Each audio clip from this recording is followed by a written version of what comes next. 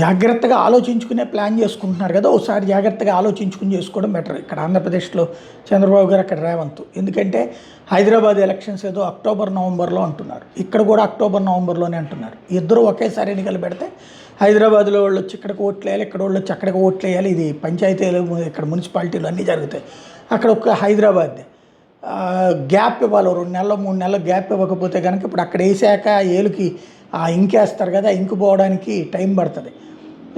అలా కాకుండా మళ్ళీ 2 చోట్ల ఓటేస్తే ఇప్పుడు పేరుకి సర్లు ఇద్దరు కూడా 2 చోట్ల ప్రభుత్వాలు, కాంగ్రెస్ ప్రభుత్వం ఉంది, ఇక్కడ పక్కన తెలుగుదేశం ప్రభుత్వం ఉంది కాబట్టి సర్లో వాళ్ళ ఓట్లు అయితే తీయనియరు, జాగ్రత్తగానే మేనేజ్ చేసుకుంటారు. మేబీ వైసీపీ వాళ్ళ ఓట్లు తీయించేటటువంటి అవకాశం ఉండొచ్చు తప్పించి ఇది ఉండదు.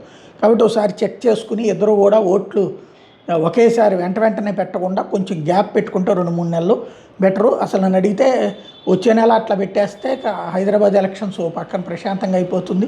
ఈ ఊపులో మొన్న గెలిచిన ఊపు సరిపోతుంది. అదే సందర్భంలో ఇక్కడ ఆంధ్రప్రదేశ్లో అప్పుడు 3-4 నెలలు గ్యాప్ వస్తే మళ్ళీ వాళ్ళు ఇక్కడికి వచ్చి ఓటేయచ్చు, లేకపోతే కనుక ఇబ్బంది పడతారు.